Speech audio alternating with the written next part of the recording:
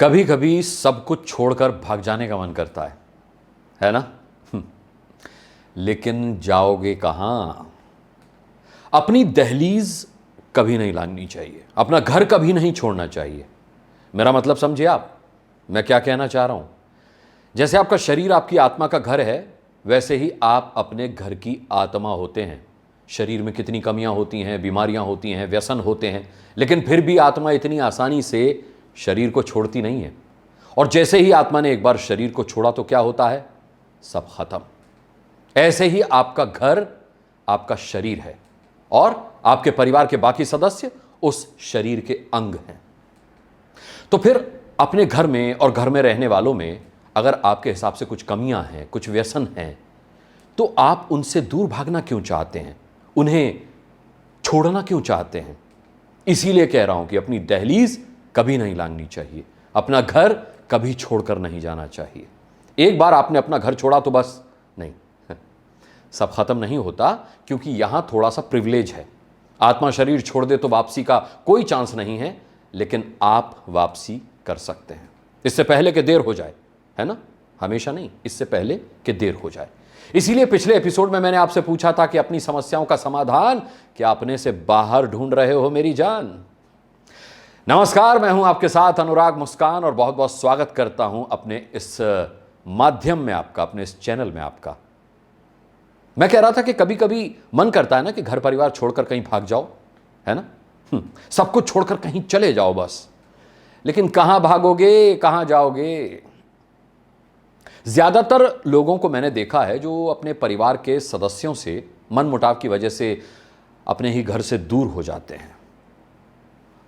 ज्यादातर लोग पता है कहां जाते हैं? वो किसी सत्संग में। मेरी बात पर यकीन ना हो तो किसी सत्संग में जाकर के देख लीजिए, वहां लगभग हर कोई आपको परेशान मिलेगा। अरे जो परेशान नहीं है वो सत्संग में नहीं मिलेगा, क्योंकि उसका सत्संग जो है वो अपने आप से ही चल रहा होता है। मैंने अक्सर देखा है कि लोगों का मन जब अशांत हो जाता है तो वो किसी सत्संग में जाने लगते हैं, बाबाओं के पैर पड़ने लगते हैं। क्या कहते हैं? कहते हैं कि वहां मन की शांति मिलती है। पता नहीं, लेकिन सच बताइए, ऐसा करने से क्या वाकई मन शांत हो जाता होगा? समस्या का समाधान मिल जाता होगा? नहीं, नहीं मिल पाता होगा, मिल ही नहीं सकता। क्योंकि मैंने कहा ना कि आपके मन की शांति आपके अपने अंदर ही है। अपने ही घर से भागकर आप बाहर कुछ घर जैसा तलाश कर रहे होते हैं। कहां से मिलेगा, कैसे मिलेगा और क्यों मिलेगा? वैसे मेरा मानना है कि इंसान का जन्म जो है वो किसी कस्तूरी मृग के पुनर्जन्म के रूप में हुआ होता है। कस्तूरी मृग होते हुए अपना पूरा जीवन उस कस्तूरी की तलाश में भटकते भटकते गुजार देता है, जो उसकी अपनी नाभि में होती है। कस्तूरी उसे मिलती नहीं और वो उसे तलाशते तलाशते मर जाता है।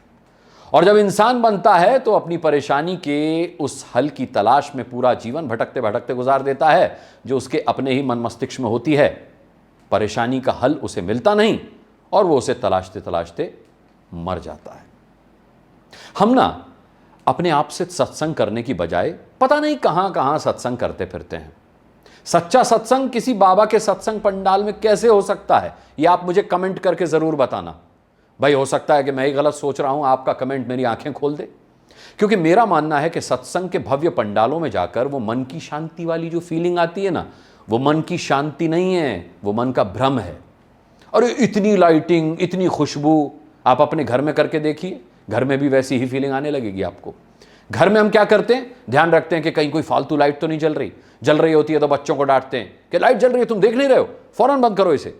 बिजली का बिल मैनेज करने के चक्कर में घर में अंधेरा रखने वाले हम लोगों को जब किसी बाबा के सत्संग पंडाल में बेशुमार रोशनी मिलती है ना, चारों ओर धूप बत्ती, गंधक, लोबान और फूलों की भीनी भीनी खुशबू आ रही होती है, और इन सबके बीच भव्य और दिव्य मंच पर भक्ति संगीत की धुनों के साथ बाबा जी मंच पर आते हैं, तो लगता है कि हम जीते जी स्वर्ग में पहुंच चुके हैं और साक्षात भगवान के दर्शन कर रहे हैं।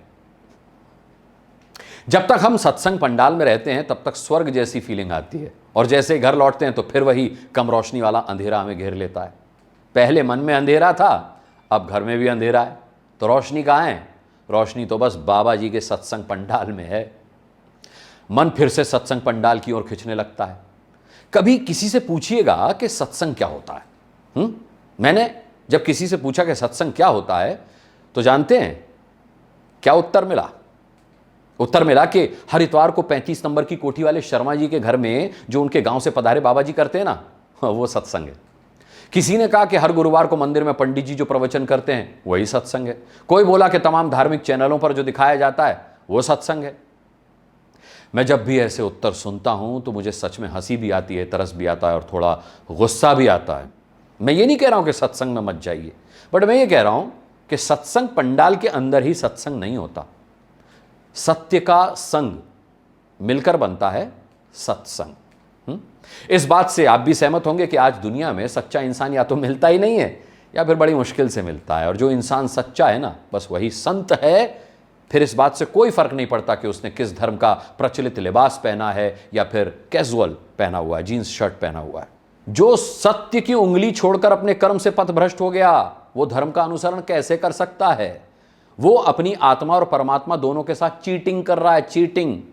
अपने कर्मों और कर्तव्यों से भागकर सत्संग संभव नहीं है। अपने दायित्वों से मुंह मोड़कर सत्संग का कोई मतलब नहीं है। अपने कर्मों को लेकर पूरी ईमानदारी और पाबंदी ही सबसे सच्चा और सबसे अच्छा सत्संग है। फिर चाहे अपने दायित्वों को निभाने के चक्कर में आपको भगवान का भजन करने तक का समय ना मिले, कोई बात नहीं।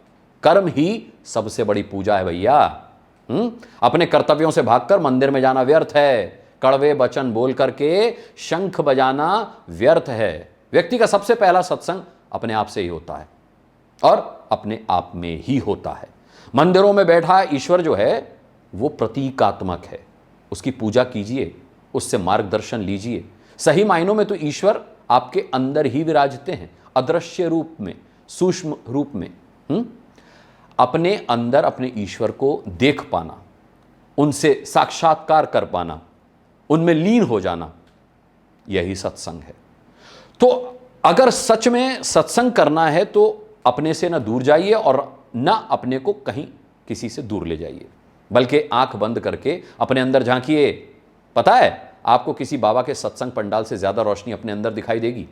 उस बाबा के पंडाल से ज्यादा खुशबू आपको अपने अंदर से आएगी, और उस बाबा के पंडाल में बजने वाले भक्ति संगीत से ज्यादा सुरीली धुन आपको अपने अंदर से सुनाई देगी। और परिवार का हर सदस्य अगर इस प्रक्रिया को फॉलो करने लगा तो समझो परिवार टूटने का झंझट ही खत्म हो जाएगा। लेकिन सच तो यह है कि झंझट कभी खत्म होता नहीं, क्योंकि हम ये कभी समझ ही नहीं पाते कि परिवार का हर सदस्य शरीर में अलग अलग अंगों की तरह है। सबके काम करने की क्षमता अलग अलग है और किसी की क्षमता किसी से कम भी नहीं है।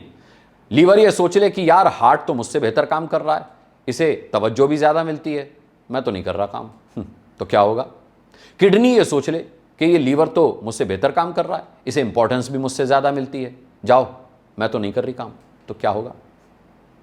एक परिवार में भी सभी लोग शरीर के अंगों की तरह होते हैं।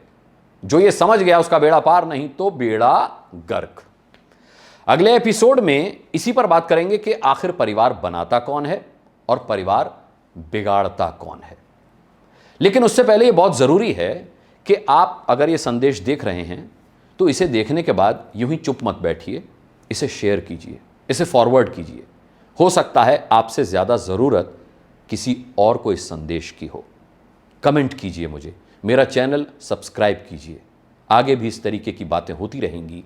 आपके कमेंट से मुझे लाभ होता रहेगा और हो सकता है मेरे संदेश आपको लाभान्वित करें। बहुत बहुत धन्यवाद। बहुत जल्द एक बार फिर आपसे भेंट होगी।